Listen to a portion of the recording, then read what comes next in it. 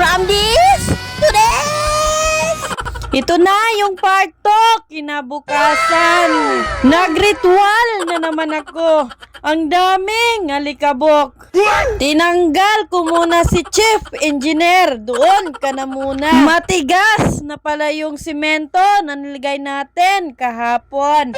Pwede na yan sa round 2. Round 2. Ang walang kamatayang PVC panels! Pasok!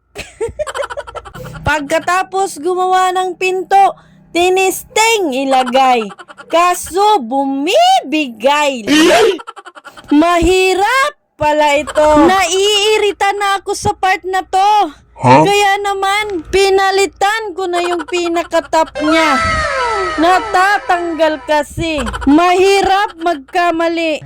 Nandyan si Chief Engineer. Ayaw magpalugi. Mas maganda pala kung mas malaki. Malaki. Hoy! Nakikita ko na yung resulta. Nakaka-excite na. Ganito talaga yung mga nangyayari sa totoong buhay. Basta may ranggo ka, patulog-tulog lang. Ilang chances na yung binigay ko sa pandikit na to. Ayaw talaga dumikit. Kaya naman, ginamitan ko na ng tinatagong teknik. Ang pambansang glue stick. Hay, salamat. Dumikit din, lintik ka. Ngiting sumaksis. Bakit may awang sa gilid? Kulang pa yata. Dagdagan na lang natin. Mahirap talaga magtrabaho pag nandyan yung amo. Ayaw magpatinag. Ang laki na ng ulo. Stick glue lang pala magpapadikit sa'yo. Lintik ka, pinatagal mo pa. Daw, slide be. Okay. Satisfaction level 1,000.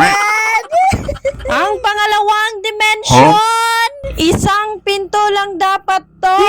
Kaso request ni sir, 2 daw. Buka-buka. Si Chief, nasa on-site na naman. Ayaw magkasya. May sobrang simento sa ilalim. Kaya pinukpok na. Gin parakol. Kaya wala man na kuntinto ay. Hoy, dahan-dahan. Baka mabasag yung tiles.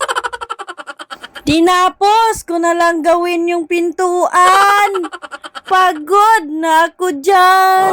Sa susunod ulit.